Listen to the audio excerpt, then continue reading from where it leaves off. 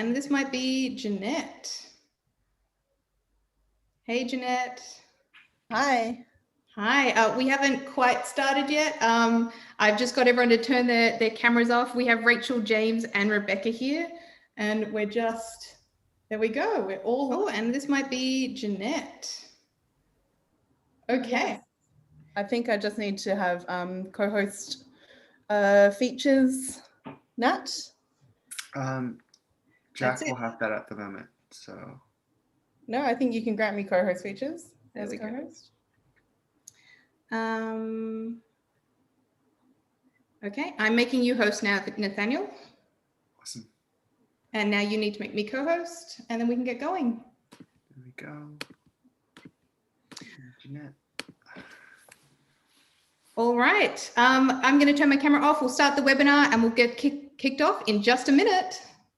Exciting. Thanks, Jack. Hi, Rachel, James, and Rebecca. Hello. Hi. Hey. Awesome. Let's do this. 1,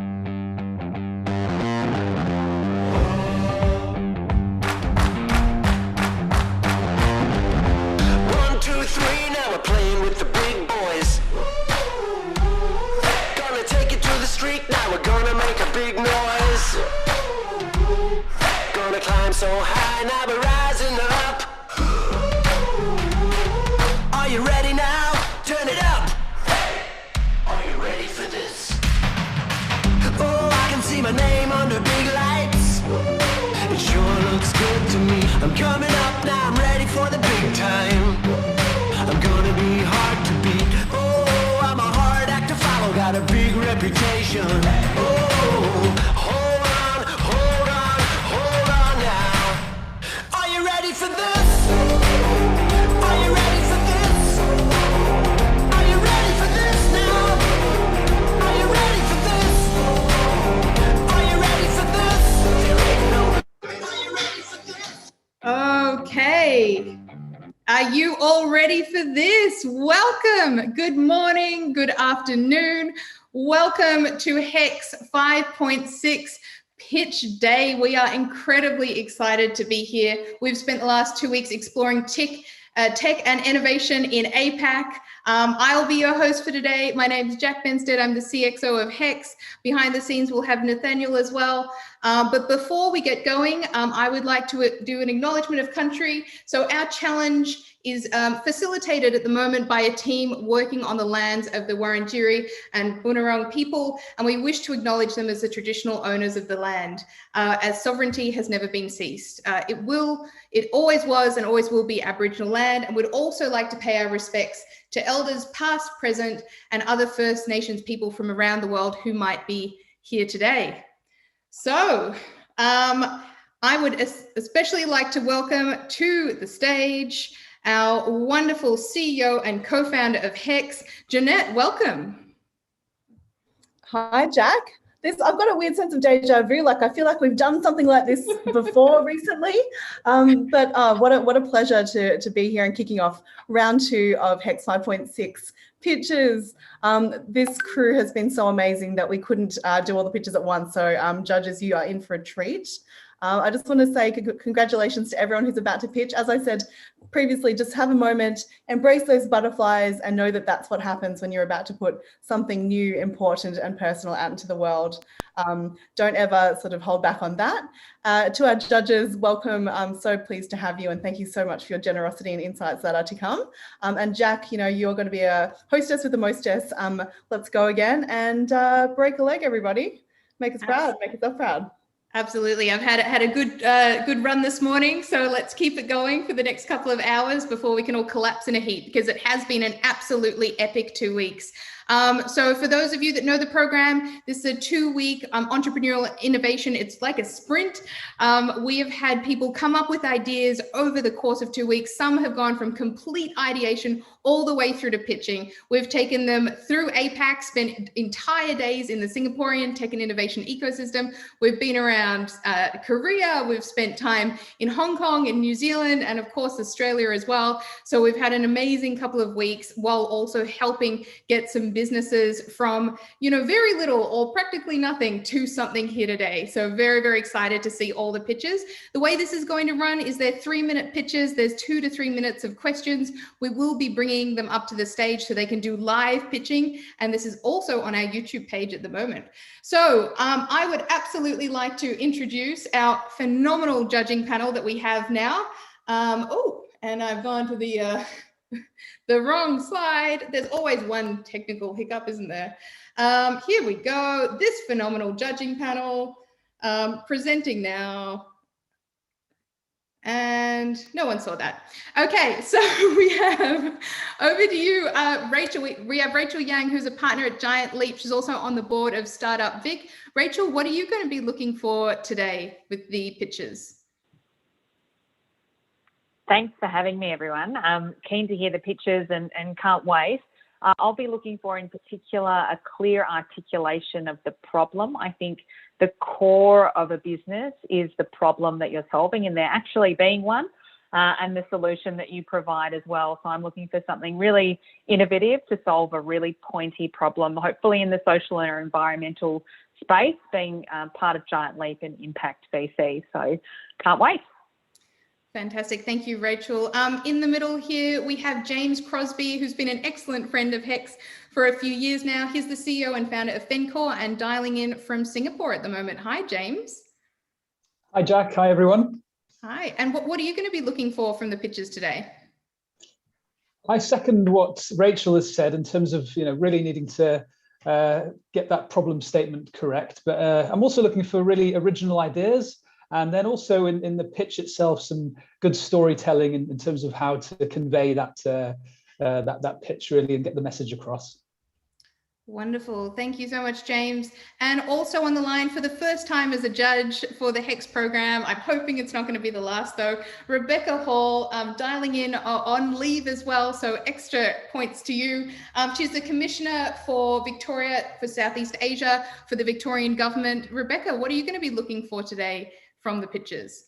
Thanks so much. I'm looking forward just to being part of this and to hearing some of the ideas. Of course, originality is important, but also I think the context of where we're at the moment in terms of dealing with COVID, dealing with innovation, and being Victorian Government's Commissioner in Southeast Asia and seeing the virtual visits that these teams have taken to Indonesia and in Singapore. I'm also interested in impact on global connectivity as well, and ultimately sustainability. So looking forward to being part of it and can't think of a better way to spend my Friday afternoon.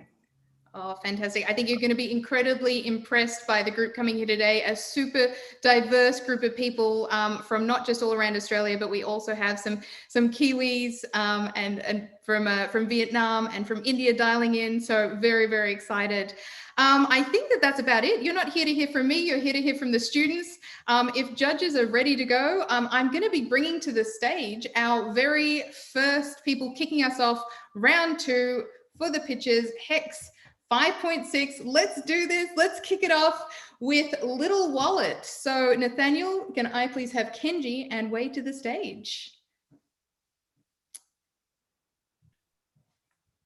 Wonderful. Okay, now we are going to make you co-hosts. Once you're a co-host, you will be able to turn your video on. There you go. Kenji, Hi. looking sharp. Thank Fabulous. you. And we've got a sound check. Fantastic. And Wei, how you doing? Hey, how good. Awesome. Okay, Fine. so if you want to share your screen, we can kick us off. All right, starting now.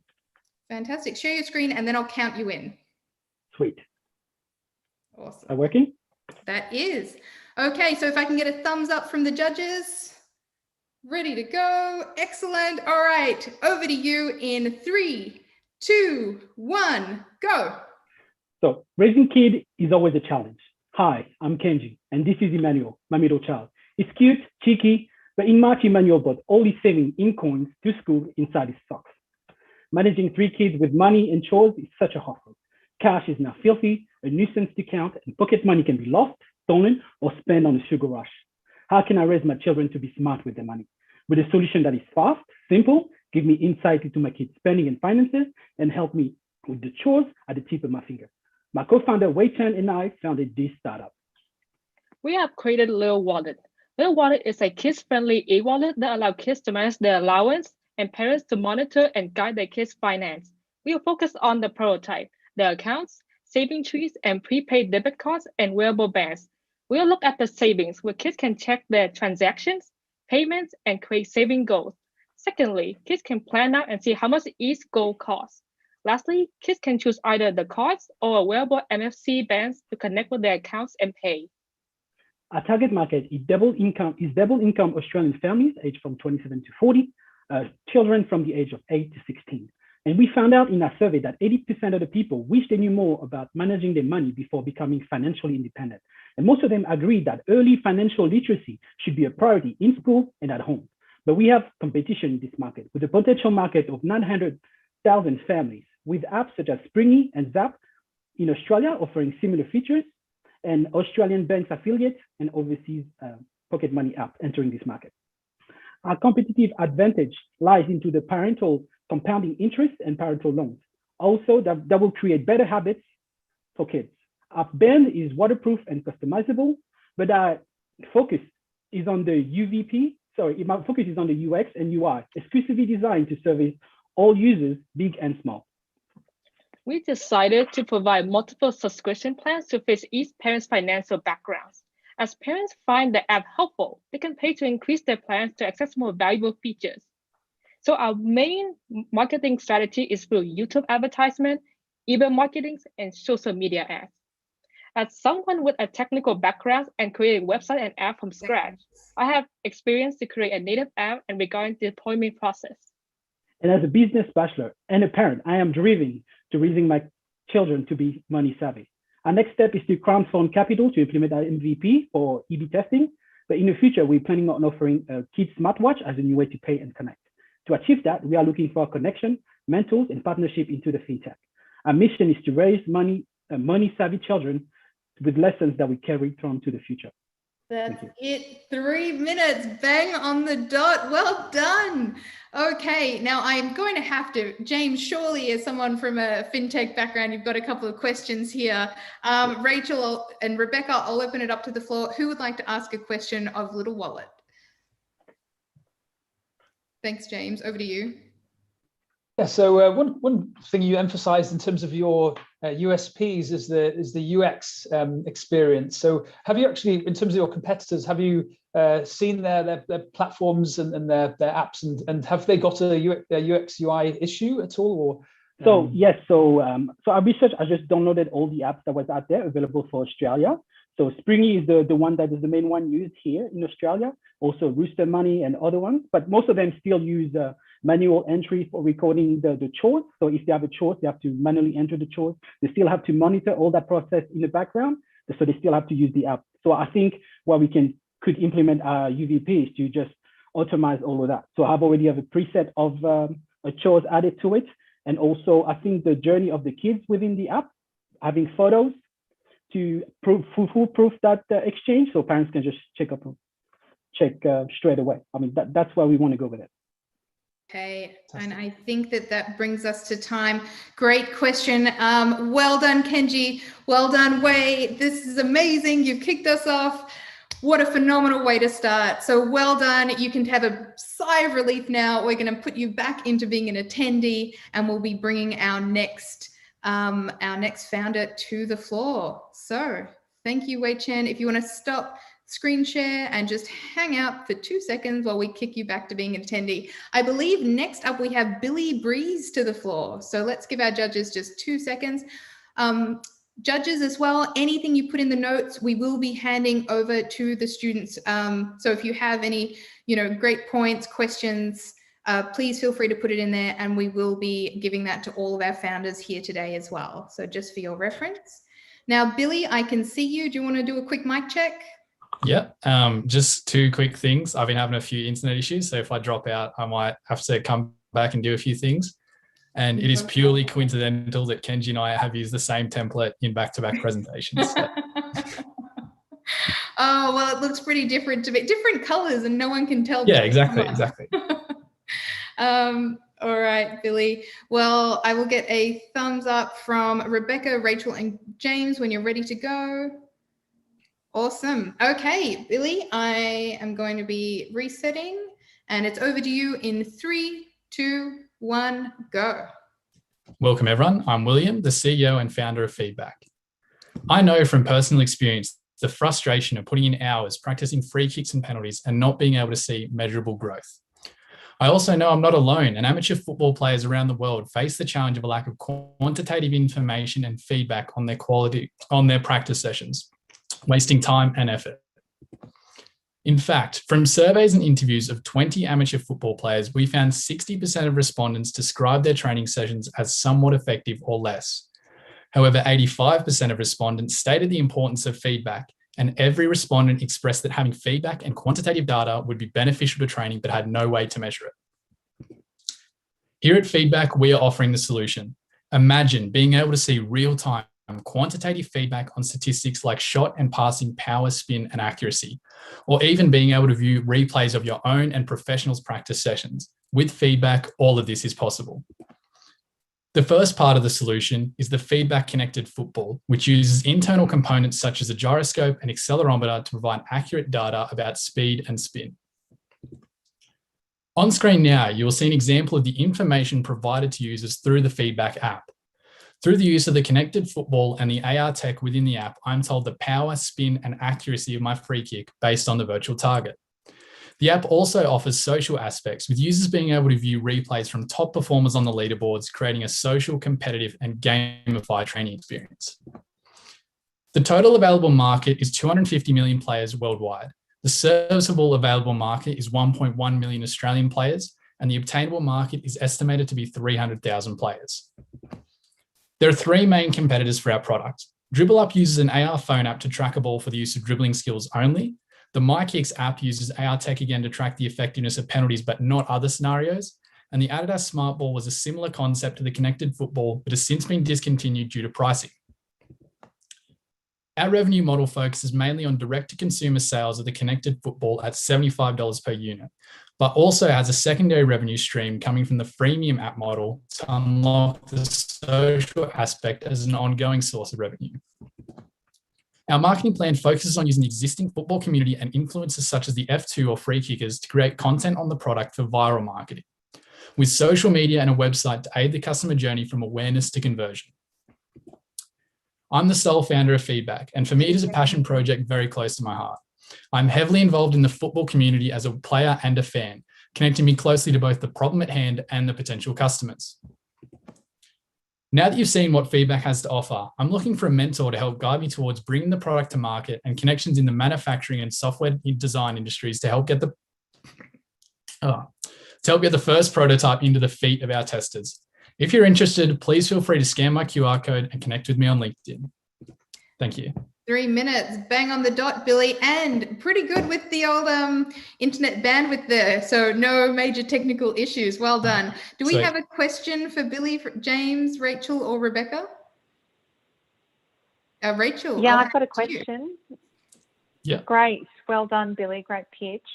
Just keen to understand where you're up to at the moment. It looked like there might be a prototype available. How have you kind of created the football already? Have you got the tech up and running, or what stage is it at?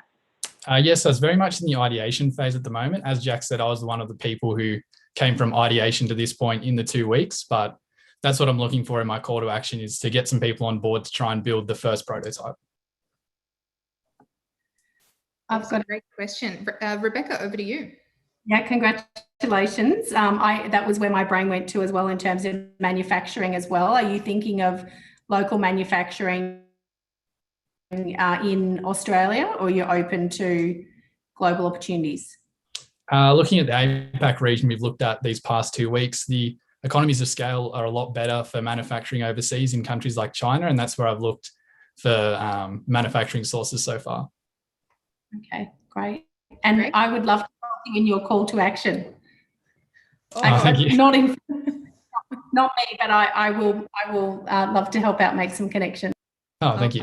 Fantastic. Well done, Billy Breeze. We're only on the second pitch of the day. We've already got some opportunities here. So well done. But sigh of relief. If you want to stop your screen share now, you can go and have a little relax, grab yourself a cold drink, whatever you want to do. You're all Definitely. done. Fantastic. Now, next up to the stage, I believe we have Ryan. So Ryan, when you're ready and we make you a co-host, you'll be able to turn on your camera. There you are. Hello, Ryan. Hello, judges. Hello. So we can hear you and we can see you. If you want to share your screen, we'll get ready. Yep. How's that? Absolutely perfect. Okay, I'll just check in with the judges, and when they're ready, we will hand over to you. So thumbs up from judges. Rachel's ready to go. James, Rebecca's doing the final couple of notes. Awesome. Okay, let's do it. Ryan, over to you in 3, 2, 1, go. Hi, I'm Ryan Nobbins, the founder of Rock On, the rock climbing brush that eliminates chalk in a breath. Let me start off by painting a picture for you. You're scaling a granite wall 2,000 meters above ground, protected only by the fact that your feet and hands create enough friction to keep you on the wall. You go to grab the next small crack, but the chalk from the previous climber eliminates this friction and you slip. I might have been a little bit dramatic, but hopefully I've made my point clear to non-climbers that removing chalk is an essential part of climbing. The problem I've discovered from my years of climbing is that brushes that aid eliminating chalk and the frantic blowing that accommodates this is inefficient and can be improved upon. Essentially, removing chalk allows you to grip the wall without slipping. A survey I conducted included 66 random climbers. 60% of climbers thought that getting rid of chalk with just a brush was either hard or kind of hard, and 77% either wanted or might want a more efficient product. The diagram in the top left depicts the solution I came up with, which is to create a hollow pathway through a brush that concentrates the airflow of your breath to a singular point, removing this chalk with much more efficiency. In Australia, there are currently 300,000 active climbers, 10 million active climbers in the US and growing.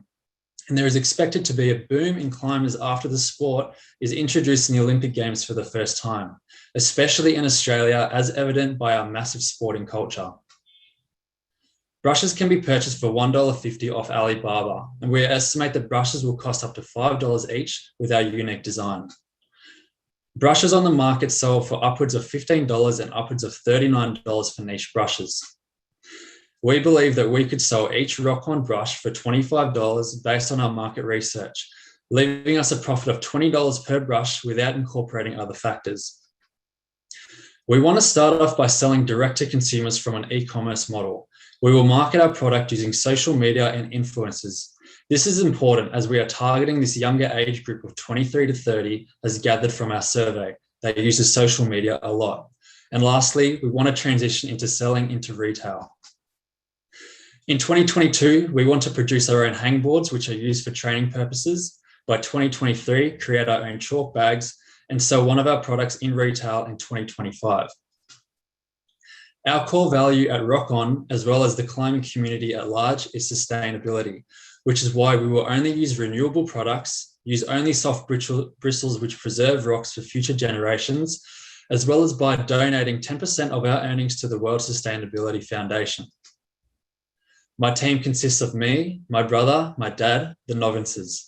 And what we're asking for is a quality product design engineer to join our team and help make our vision our reality. So if you're ready to take your climbing to the next level, rock on. And right on 3 minutes there, Ryan. Cool. All right, the new e-commerce conglomerate, Ryan. James, Rachel, Rebecca, do you have a question for Ryan? James, over to you. Hi, Ryan. Excellent pitch. Just so I understand correctly, is this you use the brush in order to get rid of the chalk for the next climber, or do you do it for yourself? You do it for yourself, you do it for other climbers. So pretty much the brush will loosen the chalk that's already on the rock, and then by blowing it releases the chalk off the rock. So you've got better skin to rock contact, which increases the friction. Because I imagine when you're reaching up, you wouldn't know if there's going to be chalk on the next spot whether you want to grab hold of until you actually touch it. Is that right? Yeah, so usually people will go up the climb beforehand and scrub these rocks before they do the climb themselves. Okay. Right. Okay. That's interesting. I was just wondering if it was reliant on being good towards the next person that might might reduce the market size. But if you're doing it for yourself, then it makes a lot of sense. Yeah. Thank you. No worries. Now, unless Rachel or Rebecca has a question. No, I think we're okay. Ryan, you're all done. Well done with Rock On. Sweet, thank you. Rock on, everybody. Rock on, Ryan. Awesome. All right, if you want to stop screen sharing, we will send you back into the audience so you can now just enjoy and watch the rest of the pictures. So well done, Ryan. Love to see a family business as well. So all good getting brothers and your dad involved. Next up to the stage, we have Liam and James. So as soon as we make you co-host, you will be able to share. So, oh, you're way ahead of me. Fantastic. Hey, James. Hey, Liam. Hello. How's it going? Hello, hello. All right. Now, I think that our judges are just taking a few notes, but give me a thumbs up when you're ready to go. Awesome. And Rachel, and great backgrounds, guys. Looking fantastic. Just another quick minute. All right. Okay, Rachel's good. And James, good to go. Fantastic. And Rebecca, thumbs up. All right, that's it. We're handing it over to you in 3, 2, 1, go. Hi, everyone. Thank you for having us. My name is James, and with my co-founder, Liam, we are Alumnex. You know the end of the cycle. Can't get a job without experience, but can't get experience without a job. You know how so many local businesses have little to no online presence, missing out on potential growth and revenue. Well, we're solving these two problems with our online platform, Alumnex.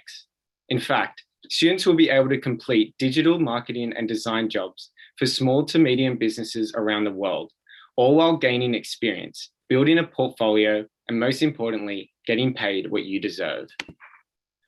Alumnex will connect students and businesses, providing the students the opportunity to complete a wide range of marketing and design tasks.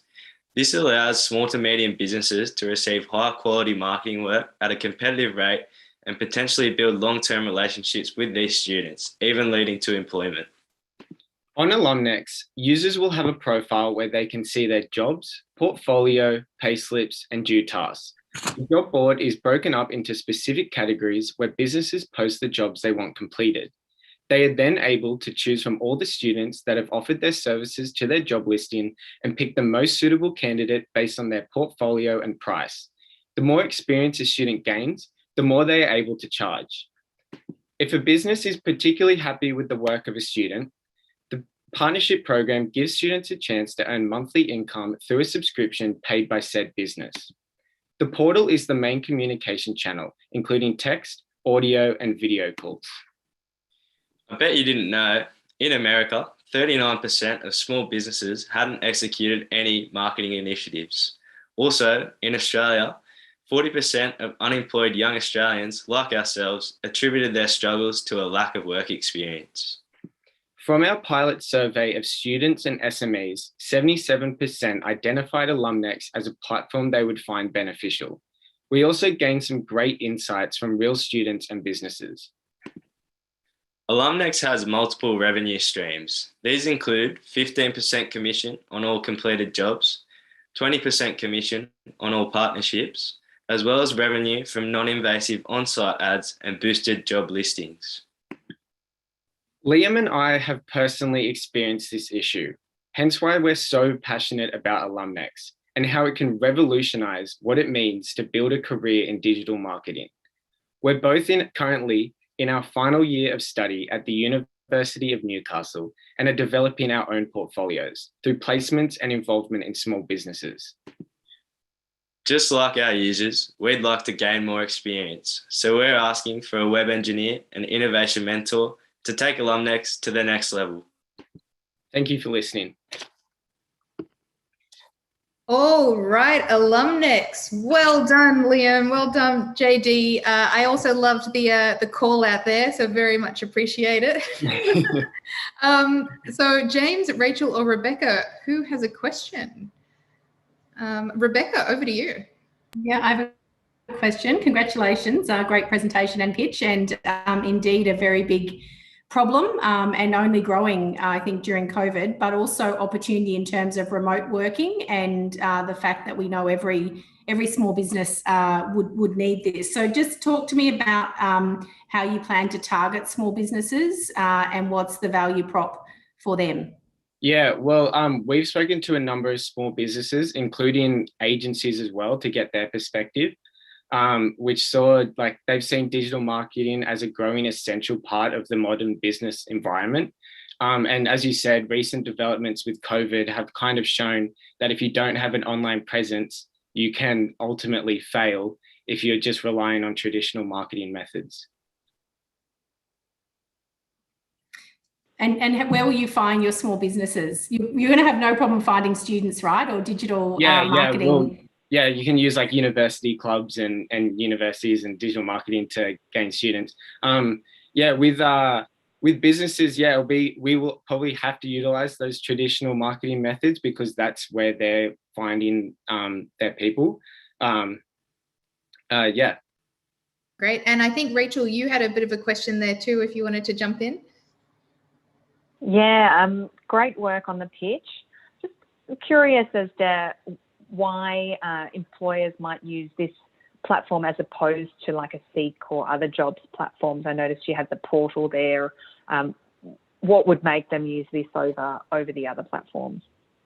So we provide an opportunity for uni students to operate in an environment where they're learning to develop their skills.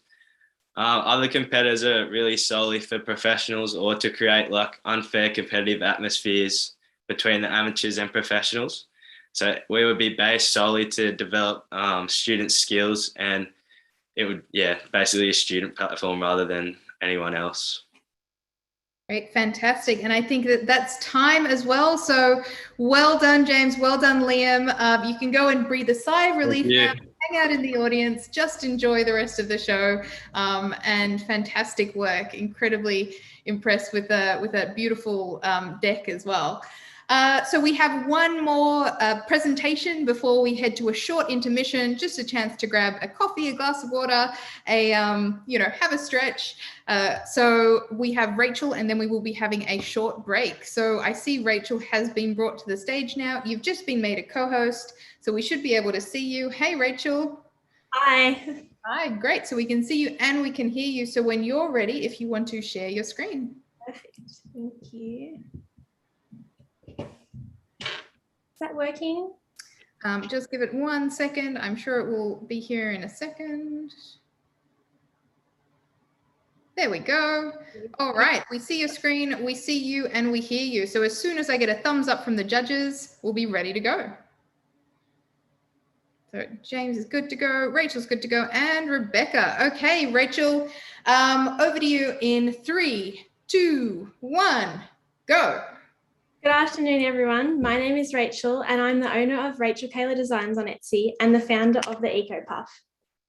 I started my online reusable face mask business almost a year ago now and have since produced over 4,500 masks. While I was happy to be providing a sustainable alternative to disposable masks, my small business was still producing a significant amount of fabric waste, and I wanted a way to repurpose it. Currently, the fast fashion industry is the second largest polluter after oil, using excessive amounts of water and chemicals through the production process. Since studying fashion sustainability, I was surprised to learn only 16% of all donated textiles are repurchased or recycled. With the technology currently available, we are not yet able to recycle all used fabrics. This is where my product comes in. Shredded fibres from typical fabrics such as t-shirts have been shown to have strong thermal properties, even used to insulate some modern homes. So why not use it to insulate our clothing? With enough research and development, this jacket will not only be just as warm and comfortable as the typical puffer jacket, but it will be cruelty-free and combat landfill. It also has the potential to be more affordable than other puffer jackets, as waste textiles will be cheaper to source than duck or goose down. We will be purchasing bulk unsold textile goods from major Australian thrift store chains such as the Red Cross, which will then be put through a sorting and sanitisation process, shredded down into fibres, and ready to fill our puffer jacket shells. We are looking to sell our products through our current online store as well as wholesaling to major Australian retailers. I'm sure by now almost all of us own a puffer jacket of some sort or have at least considered purchasing one. While puffer jackets have been popular for some time now, there is still a current demand and have become a staple in wardrobes worldwide. In 2019, the North Face puffer jacket was ranked the second most desired item in the US after Nike runners. So why would consumers pick us over our competitors? We will be specifically targeting our product towards environmentally conscious consumers, as well as cruelty-free or vegan shoppers. Sustainable shopping has been on the rise for years now, with recent studies showing 78% of consumers said they are more likely to purchase a product clearly labelled environmentally friendly. However, surprisingly, there are still limited sustainable options on the market for 100% recycled puffer jackets. I'm currently in the early stages of my prototype for this product and would like to see the potential it has when professionally manufactured. I'm the perfect founder for this business due to my current study within the fashion sustainability field, along with a true passion and dedication towards better consumerism, along with an already well-established e-commerce site that I want to expand. I'm currently on the hunt for industry connections and mentorship to make my vision come to life. Thank you for listening. And right on 3 minutes, Rachel, well done. I'm not sure what the puffer jacket market is in Singapore, but I can guarantee you walking around Melbourne at the moment on our little walking breaks we have during lockdown, I'm pretty sure 95% of people are in those black puffer jackets. So you've definitely got a bit of a market here. Who has a question for Rachel? Over to you, Rachel. Thanks, Jack. Well done, Rachel. From one Rachel to another, I think you've done a great job, and I think it's a huge problem that you're solving. Fabric waste is just a massive issue. How would you go about in terms of the hygiene factors of if you're getting used clothing and how you would treat the materials and how you actually rip it up into those fibres? What's the process there? Yeah, of course. So I'm very early in the stages, but a lot of other companies are already using our sanitization process when we take pure cotton or pure polyester threads and turn that into like a spool, which is used for fabric. So we could use a similar system that they would for those recycled products. And in terms of shredding, obviously you can see I did it on a very small scale in my kitchen, but there are industrial shredders that would be able to make it the consistency even smaller than I got it to be able to be really light and fluffy inside the jackets. Fantastic. We've got about 20 seconds left. So unless there's a quick question, James or Rebecca. James, over to you. Yeah, what about pricing? What sort of level of pricing will you need to have in order to be profitable, do you think? Yeah, of course, that's a good question. I think it would be puffer jackets already sell pretty expensive due to the duck down in them, and it's a quite expensive product to fill the jackets with. And I think sourcing this recycled these fibers would be pretty cheap. So I think you'd easily be able to market the jackets upwards of $100, and they shouldn't take more than about 50% of that to produce at least. Fantastic. And we're at time. Rachel, congratulations. Well done. If you would like to stop screen sharing now, head back into the audience, have a deep breath. And for everyone else, we are going to have a very, very quick intermission. Let the judges catch up on any notes. Let me have a quick glass of water. You can have a boogie because I'm going to put some music on. So just a quick couple of minutes. For everyone that's already pitched, congratulations. We have 5 pitches left. So I'm going to have an intermission here. Grab a glass of water, grab a coffee, whatever you want, grab a glass of wine. It's a free country, and we'll see you back here in 5 minutes.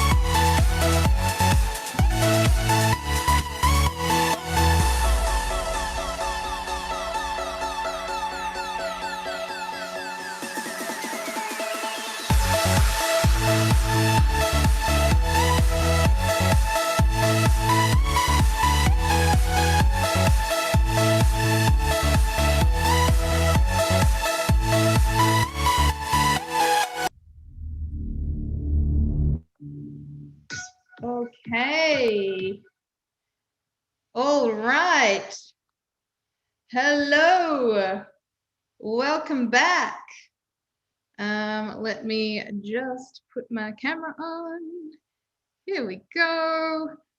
Ah, quick break, glass of water, cup of coffee, glass of wine, whatever you want. Welcome back after a very, very quick intermission.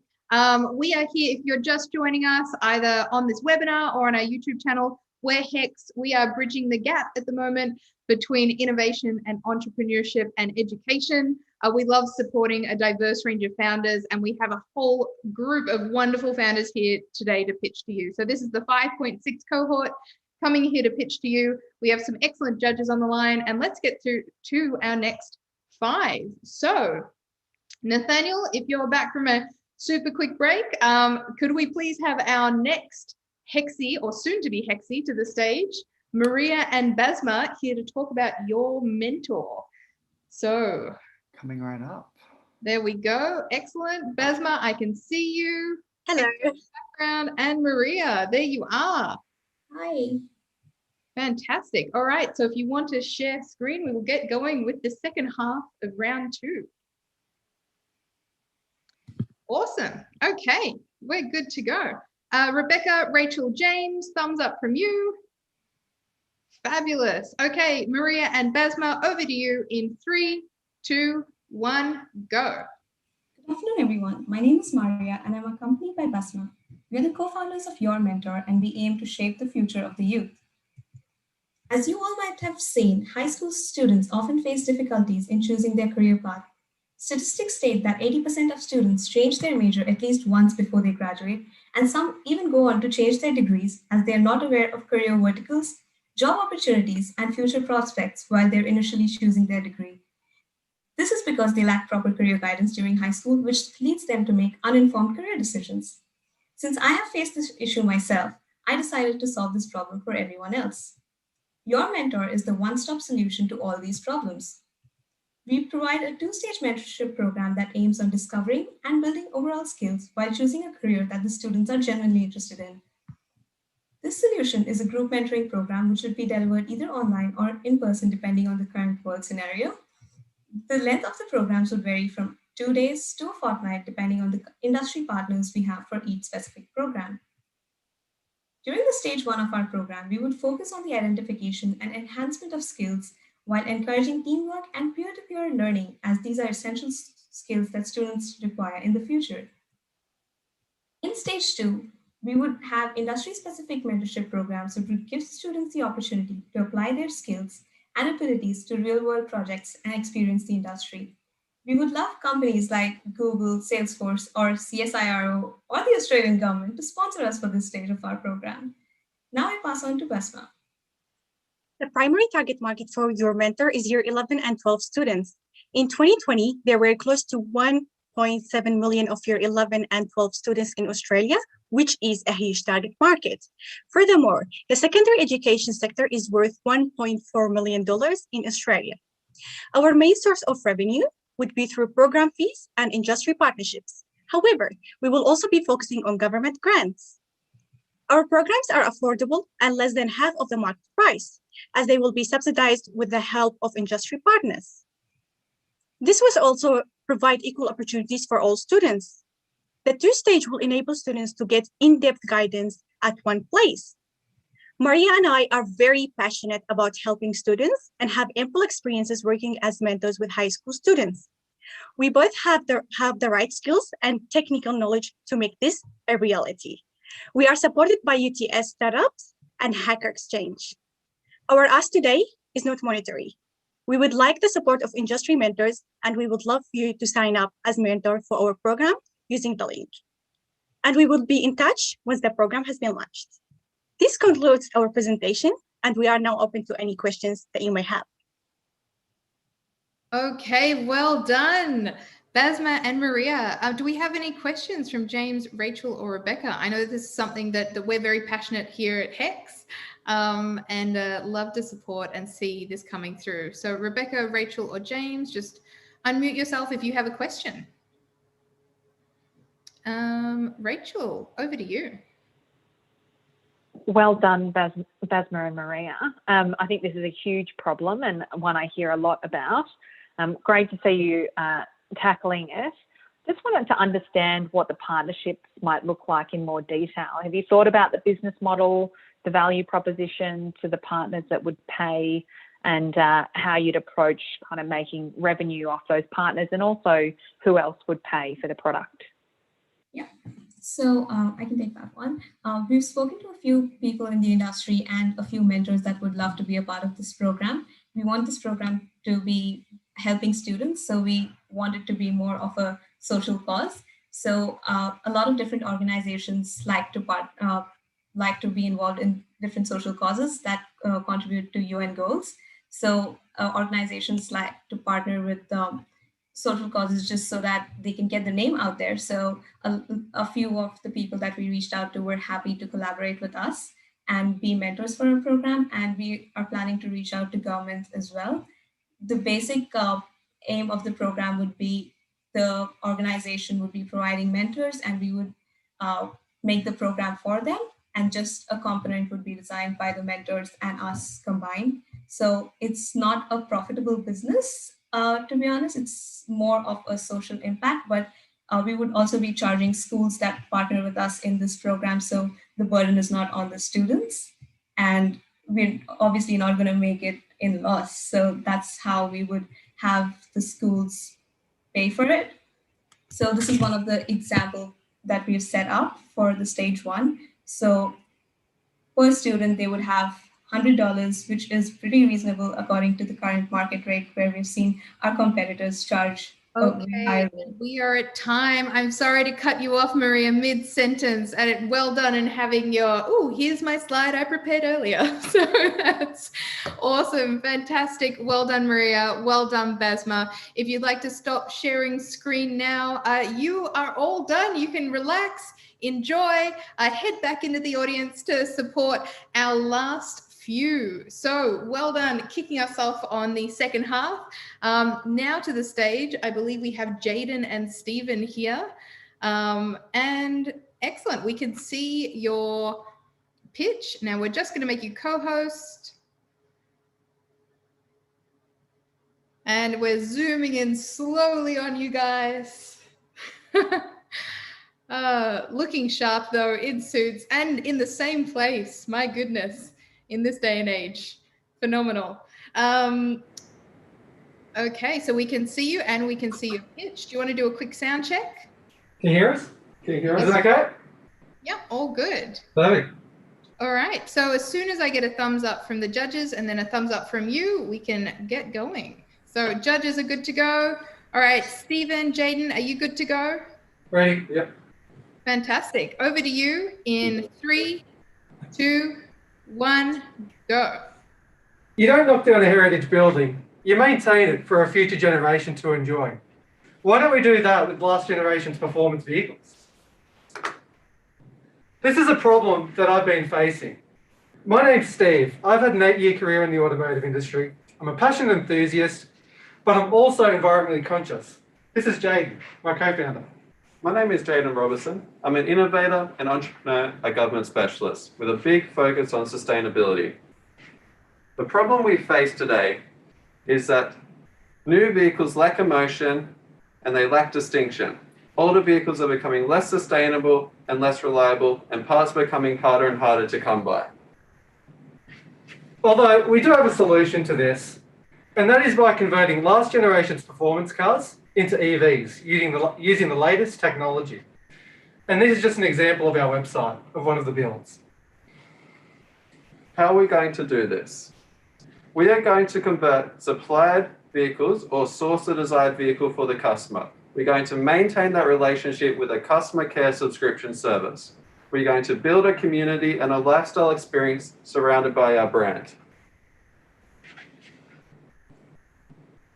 Now, we understand this is a niche market, which is a niche clientele as well. So it's more along the lines of senior high-level executives that are passionate about that nostalgic vehicle. They love that status and exclusivity, but they're also a car enthusiast at heart. And on the other side of that would be, advancing design professionals. They have a design focus. They want those simplistic lines. They want the latest technology, but also something that's more sustainable, rather than just a Prius. Market statistics show that the automotive industry within Australia is worth $138.9 billion. The car insurance industry is worth $22 billion and will make up part of our total care solution plan for our customers. Also, electric vehicles have increased by 62.3% in registrations over the previous year. What we have is we'll maintain the driver experience and the performance with a focus on maintaining the existing experience. Our integrated supplier and partner network will ensure that we offer the best possible services to our consumer. The additional value that we bring to the market is after-sales services and exclusive experiences. But how do we make money from this? Well, initial conversion. So there's a consultation fee and then a $40,000 base fee for the actual conversion itself. We retain our customers by maintaining them with a subscription service for maintenance.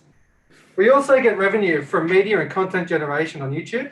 We also sell merchandise, but we also offer exclusive experiences. What we are asking for today is mentorship and support from a board of advisors. We want access to your networks and we want $700,000 worth of funding for setup and research. Thank you for listening. We'll now take questions. 3 minutes and bang on the dot. Well done. Stephen and Jaden, congratulations on finishing. I'm sure we have some questions. James, Rachel, or Rebecca, if you have a question, just unmute yourself. James, why don't we head to you first? Great pitch, guys. Well done.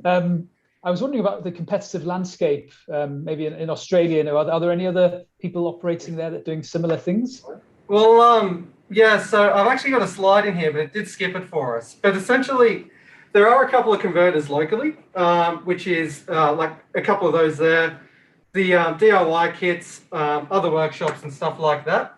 But a big differentiator for our product is part of the, like that revenue service post the actual conversion, and building the brand with the experiences such as, track days for our drivers, our customers, and, with this conversion process, part of the value add would be, would make a video of the actual conversion process and post that online as well. And then, with these conversions, would also make printed tees as like another revenue stream as well. I'm all about the printed tees. Rebecca, did you have a question? I just have a question about the skills and people you would need to deliver this service. Yeah. What would that team look like? So essentially, a lot of car manufacturers now already do some sort of EV sort of training and stuff like that. Mechanics in general are currently being upskilled anyway to work on high voltage electric vehicles. In regards to implementing it into the cars, it's not actually a hard feat either. With technology, it's getting easier and easier to squeeze batteries into things. And you could even use other vehicles as well as donor cars, which basically, a technician would be able to do it, essentially, with some training. All right. And I think now we're, unless you had a quick follow-up there, Rebecca. No, that's okay. Keep going if you've got a follow-up. It's about the regulatory barriers. Yep. So we've had a bit of a look at that as well. They've got to basically be ADR compliant. It's got to follow vehicle standards, part of Bulletin 14. And essentially it's got to be engineered because you are actually changing the factory vehicle.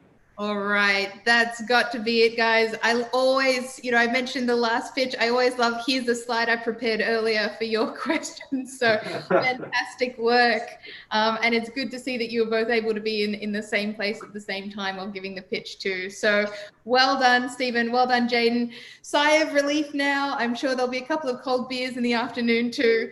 If you want to head back and become an attendee, we're going to be bringing our next soon-to-be Hexie onto the stage. We have Joshua, and oh, there you are. Hello, Joshua. We're making you a co-host. Good afternoon. Now. There you go. We can hear you. We can see you. So just share your screen when you're ready. Sounds good.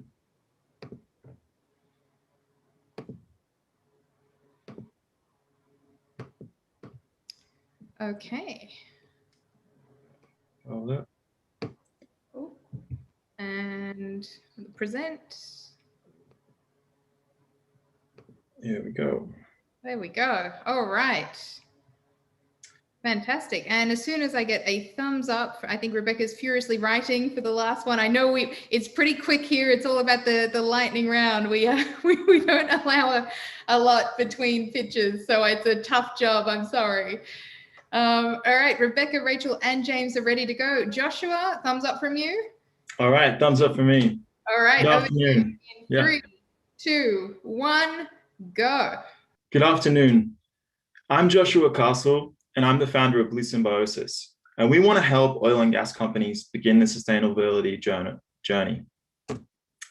So why are we doing this? To address 3 different problems. So we're in the midst of an environmental crisis. And we believe that all companies have the opportunity for sustainable transition, including oil and gas. The second problem is that decommissioning oil and gas rigs is very expensive. In the next 30 years, the cost for Australia are expected to be $40.5 billion. And lastly, seaweed has vast environmental benefits, but if it can't be scaled, these benefits can't be realized. So this is what we're talking about. This is a fixed steel gravity-based structure on the left and a concrete gravity-based structure on the right. So the solution, we're going to install and operate restorative seaweed aquaculture sites at these locations as an alternative to complete decommissioning removal, converting these facilities into extraction sites into primary production biodiversity oases. This is going to allow oil and gas companies to support sustainable development goals, 7 different goals, in fact. And then we're also going to produce an excess amount of seaweed, which is going to be used for bioplastic production. So what we're going to do is we're going to design the ideal seaweed facility for your rigs. We're going to manage government approval, and then we're going to follow up and provide a story that shows the ocean biodiversity that's being nurtured by this facility. It's going to cost $90,000 for the first small-scale trial and $70,000 for maintenance and harvest over the next year. So here's a simple illustration. So on the right, you've got the rig, and then you've got the seaweed in the green here. And here you've got the list of the sustainable development goals that will be addressed. And in the background, these are some of the life that's going to be nurtured. These images here, this is actually a rig itself with all those corals, and up there on the top left as well. So a survey went out to 56 respondents from government, industry, and academia, and they found that Blue Symbiosis has the potential to be a high-impact ocean solution. These respondents were from 18 countries that suggest that this could be a global solution and not just limited to Australia. It has been found that this solution can save $1 to $4 million per site in decommissioning costs. And also the seaweed industry is expected to grow by billions in the coming decades. So revenue, we're going to use the money saved from decommissioning that goes to setup cost and running for the first few years. There's also indirect revenue that comes in the positive image for shareholders and public. And lastly, we're producing seaweed that's going to be sold as a product. So who are we? There's the founder, me, Joshua Castle, and I have a background in marine science and policy and have worked in aquaculture.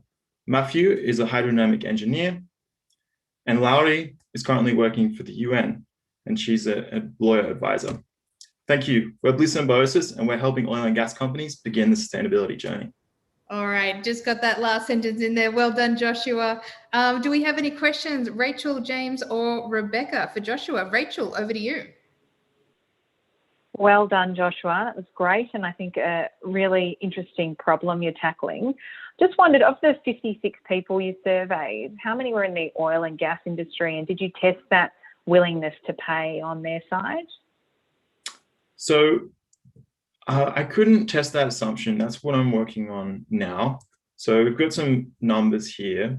So there was unspecified private sector industry 12, and oil and gas specifically were just 9. So that was Australia, Norway, and the UK. So that's, yeah, so what I'm actually after in the next stage is referrals to the respective individuals, especially in Exxon and the Gippsland region. Fantastic.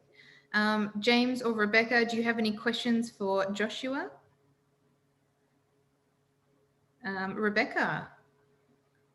I actually have so many questions, but I don't even know where to start. So just interested in the seaweed part of it. Obviously, that is a growing industry in Indonesia and in other parts of the world as well. So just talk to us about, I understand, you know, if you can get the oil companies to choose to do this, but what about the sale of seaweed or the application of the seaweed? Who's the benefactor there, and who? So who would be the benefactor, and who would you be? Yeah. So there's the environment, which is a benefactor because there's biodiversity support, sequesters carbon, acidification, supports fish stocks for fisheries as well. And then, so selling the product as bioplastics is great for society in general, and you can see that transition starting to happen with sustainable packaging. And seaweed makes a great bioplastic. Okay, so people sourcing bioplastics. Well done, Joshua. That's it. Woo! Sigh of relief, only a couple more to go. Well done. I'm going to head you back into the attendees. Let Rebecca, Rachel, and James take their final notes. Now we've only got 2 more to go. Thanks, Rachel. Thanks, Rebecca. Thanks, James. Thank you, Joshua. If you want to stop screen sharing now, and then we'll invite Sam up to the stage. All right, now we can already see your pitch, Sam, and we can now see you. Do you want to do a quick mic check? Oh, can we hear you? Nope, we can't hear you. Hello, can you hear me now? Now we can. Now we can hear you. Awesome. Fabulous. Now just wait one moment. I know that there's some judges furiously scribbling some notes. So as soon as we get 3 thumbs up, we will hand over to you. All right, Rebecca, Rachel, James, good to go. Okay, Sam, over to you in 3, 2, 1, go. Hi, I'm Sam, the co-founder of Future Suture. The process of suturing, having been used in medical and surgical applications since 3000 BC, is still the most common wound and incision closure method used today.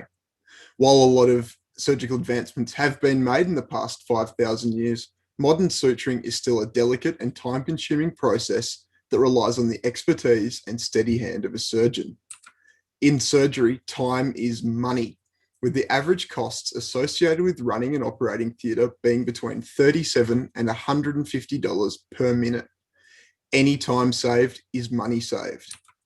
With the constant advancement of surgical techniques and procedures utilising automation and robotic assistance, it is a mystery why suturing must still be done by hand. It is for this reason why my team and I are developing Future Suture, a new and innovative wound closure device that is designed to enable the automatic application of sutures. We will create a device that will be handheld, easy to use, and versatile. Future Suture is a device that will quickly and consistently yield outcomes for patients equal to or better than hand sutures. Future Suture is designed for surgeons and hospitals that want to save time, reduce fatigue, and reduce costs. Our product will drastically reduce surgical times, benefiting surgeons, hospitals, and patients by reducing the amount of time spent suturing during an operation. Our current market research collecting feedback and data from groups of Australian surgeons indicates that there would be a near 100% adoption rate if our device met their needs and expectations. By working directly with surgeons to design and create a final product that suits their requirements and meets their high standards that they desire, we hope to sell our device directly to hospitals for the use of surgeons in their facilities. In Australia, the total public health hospital recurrent expenditure for medical and surgical supplies is over $5 billion annually. So while other methods for wound closure, such as surgical staples, do exist and are in use today, these are flawed. With a larger gauge and little control over closure tension, staples create a less than desirable scarring outcome, have a more involved aftercare, and can be difficult and painful to remove. Our team, consisting of plastic surgeon and Harvard Medical School surgical research fellow Cameron Keating, and myself, Sam Carmichael, a final year medical research student, are part of the TAS MedTech Lab, which has years of clinical and research experience. We are on track to develop a working prototype within 12 months. However, to achieve this, we are looking to recruit an engineer who is experienced in the field of medical technology and devices. If you meet this criteria, have an interest in improving surgery, and wish to join our team, please don't hesitate to contact us. Okay, well done. 3 minutes from seaweed to suturing.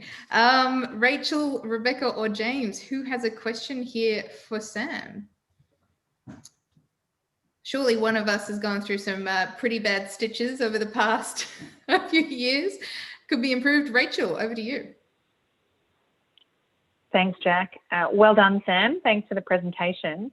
I'm curious to understand how painful this problem is for the potential payers of this. I imagine either hospitals or surgeons would be the payers, and how painful is this problem for them?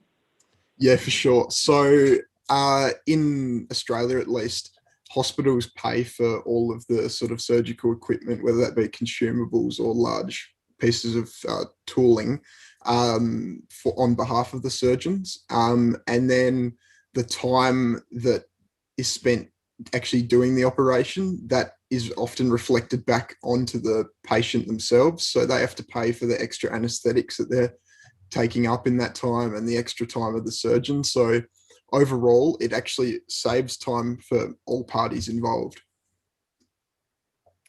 Fantastic. Thanks, Rachel. James or Rebecca, any final questions for Sam? James, over to you. Would it be a single-use device, or would it have to be sterilized after each use then? Yeah, well, that's an interesting one. So currently the surgical staples, which are our sort of major competitor, they were designed to be a sterilizable unit that had a replaceable sort of cartridge on it that was just disposable. But upon talking with people, because those devices are, we call them so cheap, but they're, you know, $90 each, they tend to just get disposed of, which isn't great sustainably, but as far as a hospital is concerned, it does save them having to sterilize it. So while I would like to create something that is reusable, we'll just have to see. Great. Thank you so much, Sam. And thanks for the question, James. That's it. We are now on to our final pitch. Can you believe it? What a day. Sam, we're going to send you back into being the attendees. Thank you so much. You can again breathe a sigh of relief. It's all done. We only have one group that we've had to keep the butterflies in the stomach all this way, and that is Samantha, Alfie, and Shannon with SoHub. So let's just give our judges a quick minute to finish off their notes. Now let's see. Now Shannon, I can see you. Samantha, I can see you. And Alfie, I can see you. All right, a quick sound check. Shannon, do you want to say something? Hello, good evening. There you are. Samantha. And can you hear me? Absolutely. And Alfie. Hello. Okay, looking good. Final pitch, judges. Let's do this. Thumbs up, ready to go. Final pitch, HEX 5.6 pitch day. Very excited. Over to you guys in 3, 2, 1, go. Good afternoon, everyone. Thank you for sticking it out for the final pitch of the day. I'm Samantha from SoHub, and today you'll be hearing from my two co-founders, Alfia and Shannon, about how we are going to revolutionize collaborative networking. I'm sure you are all aware that it has become increasingly important to be able to work online these days. However, you might be surprised to hear that over 65% of university students were dissatisfied with their ability to collaborate virtually. In fact, while working on SoHub throughout this experience, us at SoHub would generally have 5 or 6 different browsers or applications open at one time to be able to work on ideas. In short, this was just frustrating for us. So how can we create a genuine conversations for our socially conscious and innovative students of today? Here at SoHub, we are going to create a platform for individuals to be able to connect to other like-minded users, to be able to work on projects, bounce ideas off each other, and ultimately work together to be able to improve our society. So how would that work, Alfia? The app design is based on our users, Samantha. Asking questions around their industry and which sustainability goals they wish to focus on will tailor that experience. Some features include messages, an interactive space called SoThink, and a calendar. As a student myself, SoHub would allow me to use the SoThink functionality to work on a project around responsible consumption and production, either by myself or in a team.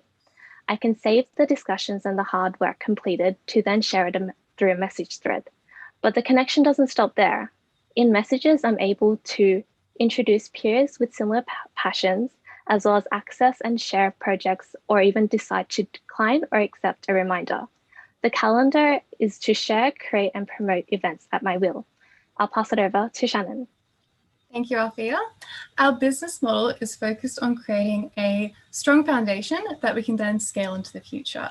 So we'll use our early adopters of university students and societies to further develop and refine our product, and then branch out into other relevant markets such as incubators and accelerators. And we can also leverage the growing interest of sustainability, tech, and innovation in education and other sectors.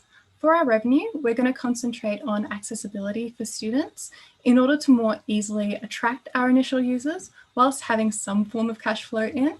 And so we'll have a tiered subscription model as well as targeted advertising. And then finally, in regards to expenses, we very much acknowledge that SoHub could be quite an expensive platform. So we're hoping to have some more mental guidance and do further research in order to quantify our expenses and find funding to make SoHub a reality.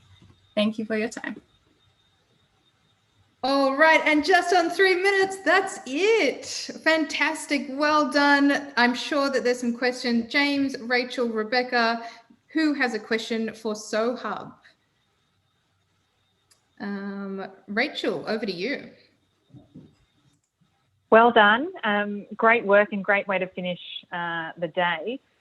Just curious to understand a bit more about each of your backgrounds and how you kind of work as a team to then build this product. Do you have tech backgrounds, or how do you work together and split the roles?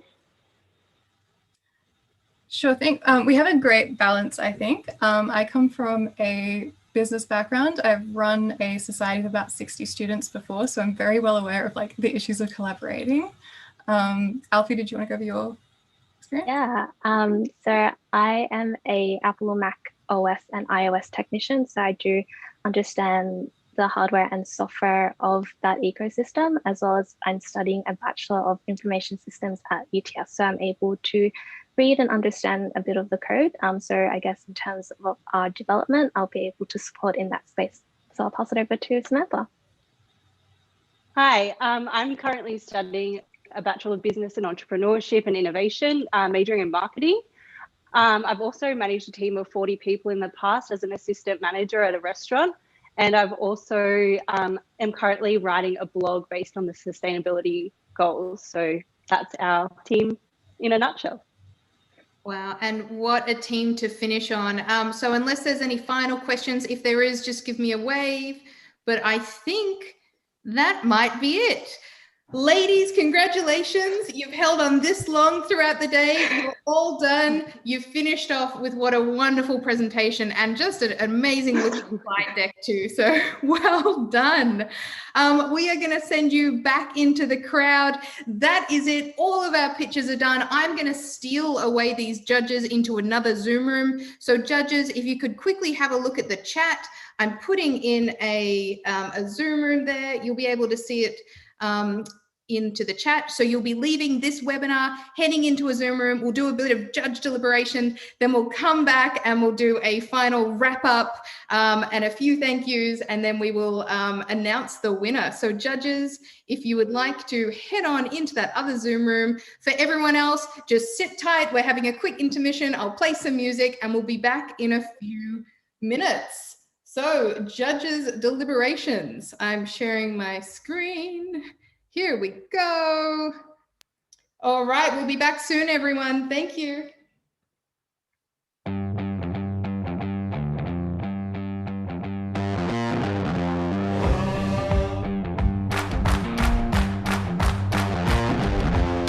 two, three, now we're playing with the big boys. Gonna take it to the street, now we're gonna make a big noise. Gonna climb so high, now we're rising up. Are you ready now? Turn it up. Are you ready for this? Oh, I can see my name under big lights. It sure looks good to me. I'm coming up now, I'm ready for the big time. I'm gonna be hard to beat. Oh, I'm a hard act to follow, got a big reputation. Oh, hold on, hold on, hold on now. Are you ready for this? Are you ready for this? Are you ready for this now? Are you ready for this? Are you ready for this? There ain't no limit. Are you ready for this? Are you ready for this now? Serving up the heat. Are you ready for this? Now take it to the street.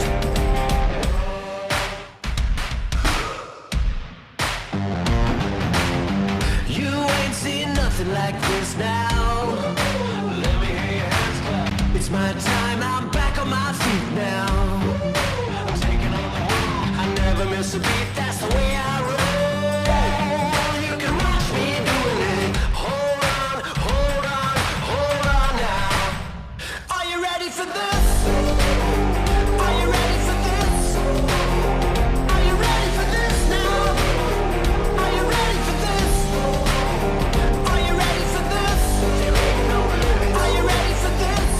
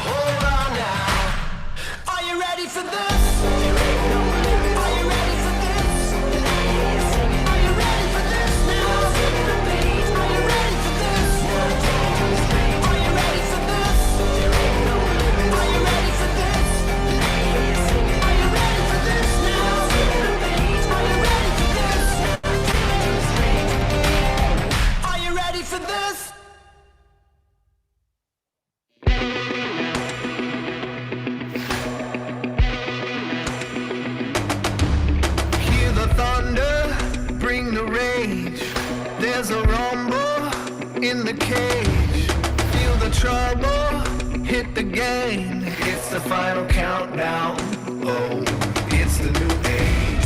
Ain't gonna let nobody cross me now. It's gonna take a lot to slow me down. From the rubble, we gon' crush them out. We gon' show them what it's all about. Victorious. It's made for us. Victorious. Leave them in the dust. Victorious. It's made for us. Victorious. Leave them in the dust. Victorious. We the heroes and the gents. Let your fear go, be the best. Like a sequel to the quest. This is what we live for. Oh, undefeated. Take your mark, we're gonna set this off. Echo ringing from the parking lot. Place your bet and kick it up a notch. Time to give it everything we got. Victorious. It's made for us. Victorious. Leave them in the dust. Victorious. It's made for us. Victorious. Leave them in the dust. Victorious.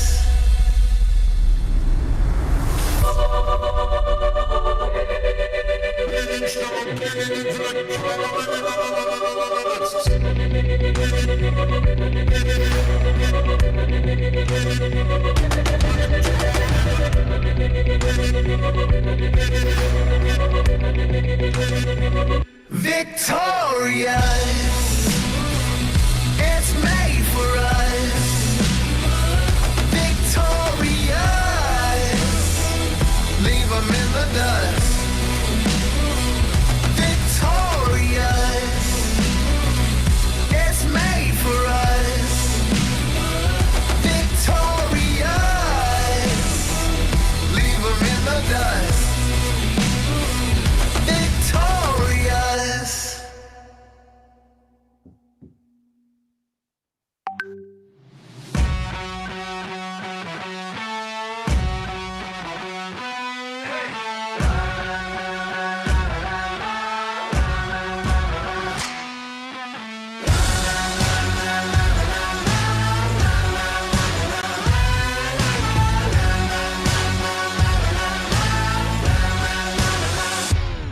I've been walking on the edge of a knife.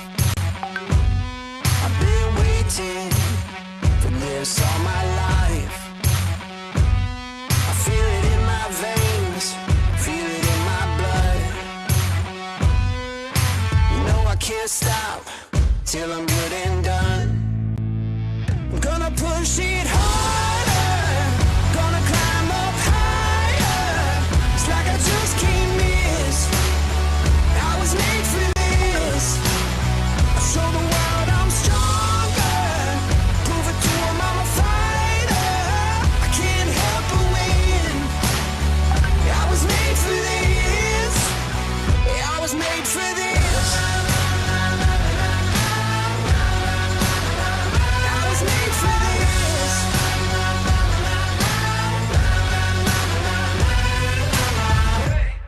You're gonna find out you can't hold me down. You see, I'm the king, 'cause I got that crown. Oh, you could try your best to step in my ring. Oh, but I'll just knock you dead like it wasn't a thing. I'm gonna push it harder, gonna climb up higher. It's like I just can't miss. I was made for this. I show the world I'm stronger. Prove it to 'em I'm a fighter.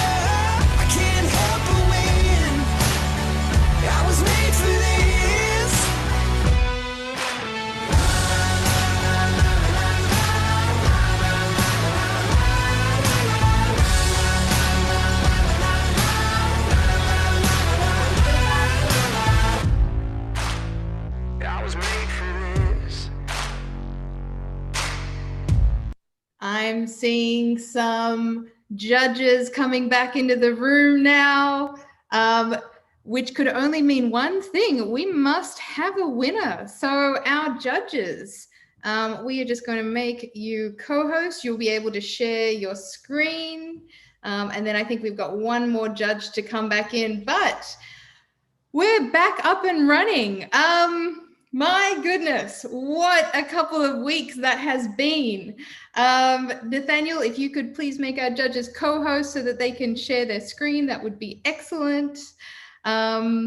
There we go. And James, you should be able to come back up. Rachel, just a second. And we should have Rebecca here in a second as well. While Rebecca is still joining us, and I believe Jeanette will probably come back in because she likes to come in and do a quick thank you.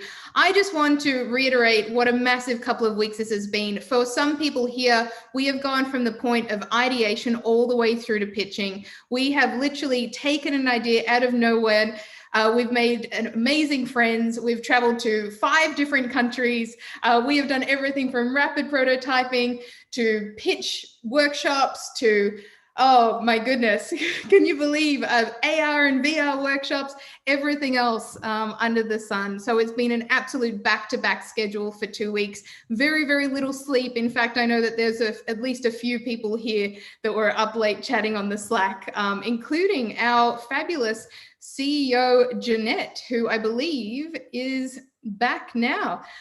Jeanette, do you want to just give a quick little rundown to everyone how you think the pitches have gone today, and any final thoughts before we announce the winners? Yeah, absolutely. And I mean, just props to you, Jack, for keeping this energy level so high all day long. You do it so beautifully. And to everyone who's still here and watching and supporting your peers and colleagues, thank you for that. And just congrats to all the pitches. Like, every one of you is now officially a startup founder. You've pitched to real investors, real government, real executives, people that can actually help you on your journey, no matter what shape that takes. So I hope you're having a moment to reflect on what you've just actually achieved. Some really good chats in the judges' room. So talking about, people who are visionary, talking about certain kind of impact focus, talking about, the balance between what's commercial versus what's kind of really exciting and inspiring, and some real personal offers of support and help as well. So I think please do count James, Rebecca and Rachel amongst your personal and professional network from today onwards. I'm going to pass over to the judges to sort of give us a bit of a 1 or 2 liner about any final thoughts. So maybe we'll start with you, Rachel. Would you like to sort of just let us know your overall thoughts of the pitches? Sure. Just want to say congratulations to everyone for delivering such great pitches. I know it's a really short period of time that you've been working on these ideas and businesses, and I think we were just really impressed by the quality of the delivery and also the messaging in these ideas that you've just been working on recently. So congratulations. It was also wonderful from my perspective in particular to see so many impact-focused founders solving social and environmental problems. So really gives me a lot of hope in the world about the commitment of you guys to solve the pressing problems out there. So thank you. Wonderful. Thanks, Rachel. James, did you want to say a couple of words to the group? Yes, I second all that. I was really blown away with the quality of the pitches. Well done, everyone. First time I've been a judge in the past, well, last time was about 2 years ago, I think. And I feel like the standard has gone up quite significantly since then. So well done, everyone. And yeah, I agree about the impact startups. It's very heartening to see. So thanks, everyone. Fantastic. And Rebecca? Yeah, Jack, I'll round it out by saying what a great way to spend my last 2 hours here on a Friday afternoon. Really impressed with the diversity of ideas, but also the consistency of how the teams have applied what they've obviously learned over the past couple of weeks. But it didn't feel cookie cutter. It felt really authentic in terms of what we were hearing from each of the pitches. And what I liked was seeing people play to their strengths, of course, which is going to be the key to success, and understanding a lot of areas that I don't know myself, electric vehicles, rock climbing, those areas, but seeing the passion and playing to your strengths as well is going to be a key to success. So yeah, great to be part of it, and looking forward to hearing the announcement. Oh, wonderful. Well, then it might be time for the announcement. Jeanette, I will let you do the honors, and then I will have a quick wrap up and thank you after that. But, oh, so exciting. Is everyone ready? Jump in the chat. Jeanette, over to you. Thank you, Jack. As with the previous block, we couldn't get past just having one winner. So we've got a winner and a runner-up. Very, very close scores. Not everyone agreed on everything, but you know what? This is where we're at. And so little drum roll for our runner-up announcement. Very pleased to congratulate Joshua, founder of Blue Symbiosis. So Joshua, thank you for inspiring us with your vision of what life on the water could look like. And congratulations on being our runner-up. And our winner, so Nathaniel, I'll let you promote Josh to stage as well while we're talking. Winner, drum roll, is the wonderful founder of EcoPuff, Rachel. Congratulations. The judges are very inspired by what you'd put forward to them today, with top scores across the board. So well done, Rachel. And I suspect you'll have some great chats with the other Rachel here on the panel in the future about your impact work. So congratulations to both. Such a wonderful result. Thank you so much. Jack, what do you think? Were you expecting that? Oh, I want to hear from Rachel and Joshua. I'm completely ecstatic. I think everyone did such an amazing job. It was such a high standard, and I'm seeing how far you've come over 2 weeks has been phenomenal. So Rachel, Joshua, do you want to say anything? I'll start. I think everyone's ideas are really cool. I love to see how everyone's ideas came to life in such a short amount of time. And I like that we all are really passionate about moving in the direction of a better world, hopefully, for the future. And thank you to all the judges for just listening to my idea and believing in my passion. It's really inspiring. Thank you. Well said, Rachel. Joshua, a quick word from you. Yeah, I'd just like to say that everybody's work was brilliant, and keep going, stay inspired, try not to keep going life in an ordinary way, keep filling yourself. Maybe it's podcasts, maybe it's audiobooks of different founders, and trying to interact with the business community and keep going, because it's only the beginning. And thank you to everyone that ran the program. I missed that bit at the end, but Jack and Jeanette and Nathaniel and everyone in the back, I know there's heaps of people running it. So thank you. It's been a really good program, and really lucky to do this, even though we can't meet you guys in person. Oh, don't worry, Rachel. We will meet in person one day. It is my absolute, I've been trying to float something called HEX5 for a while, where all the hexies come together and we all get to be in the same place at the same time. So Jeanette, that's Rachel's a big tick for HEX5, I think. No worries. We'll get the Victorian government to sponsor us. It'll be fine. It'll be great. Welcome to Melbourne. Maybe Giant Leap can shout some drinks. Come too. It'll be great. We'll just get those borders open first, Jack, and then we'll do HEX5. Exactly. One thing at a time. Let's have a photo with our wonderful winners. I will take one in 3, 2, 1. Oh, fantastic. Thank you, Rachel. Thank you, Joshua.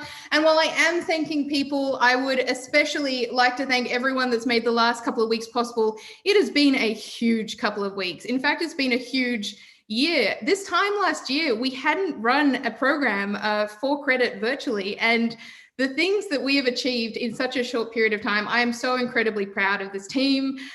Jeanette, thank you so much. To my amazing 2 ICs on this one, Nathaniel from the Future Minds Network, helping young people with entrepreneurship and innovation skills, and has graciously lent us Nathaniel for the last 2 weeks. So thank you very, very much. We've had Luke running around in the background as well as other members of the HEX team. To all of our fabulous mentors that we've brought on almost every single day of the program, coming in and giving their expert advice and wisdom and tips. To everyone that's supported us, we could not do it without like a great giant group of people. To our wonderful judges, James, Rebecca, Rachel, thank you so much for being here and giving a couple of hours of your afternoon to support the next generation of founders. We very, very much appreciate it and could not do it without you. And also to finish off, to our wonderful newly crowned Hexies, it's the 5.6 cohort. Congratulations, jump in the chat. I loved all the support that was coming through. And again, to see what you've created over the past 2 weeks has been phenomenal. And even in the last few days, the strides that you've made. It's just going to be an absolute love fest in the debrief we're having after this. And I think a few glasses of champagne or cold beers or iced coffees or whatever you're into are definitely in order. So it's been a challenging time here in Melbourne, in Sydney, in other places in the world, but I think that we've brought a little bit of light and joy over the past couple of hours. Thank you for being here. This has been the pitch day for HEX 5.6. Final thoughts, Jeanette, Nathaniel, Rachel, Rebecca, Jane? Just that you're a ball of energy, Jack, and we're lucky to have you in our lives. And, thank you for everything that you do and everything that you give to HEX. And just quietly, Jack became an auntie 2 days ago. So Auntie Jack, congratulations for not only having, you're supporting the next generation, both literally and figuratively, and let's keep doing it. So let's let everyone get going, and after party coming up. That's it, after party definitely coming up. Rebecca, did you want to say a quick word? Oh no, that was me accidentally coming off mute, but well done, and look forward to following your journeys on LinkedIn and seeing great success from everyone involved. Oh, fantastic. All right, well, let's wrap it up then. That's it. We're done for all of the Hexies. Take 20 minutes rest and we'll see you in Butter. So have a look on Notion. We'll see you in Butter for the after party. To everyone else, thank you so much for being here. This has been the pitch day 5.6. Well done. Good night. I'm going to go fall over now. All good. Thanks, everyone. All right. See ya. Thank you. Bye. Okay, and we'll close it. Hey. We did it. Can you do the arms again, Jack, so I can take a photo of you? Close it. All right. Nice. All right. Well done, you two. Thank you. Great stage management, Nathaniel. Flawless work. All right. I'll see you guys later. Yeah, see you later. Bye. Bye. And close.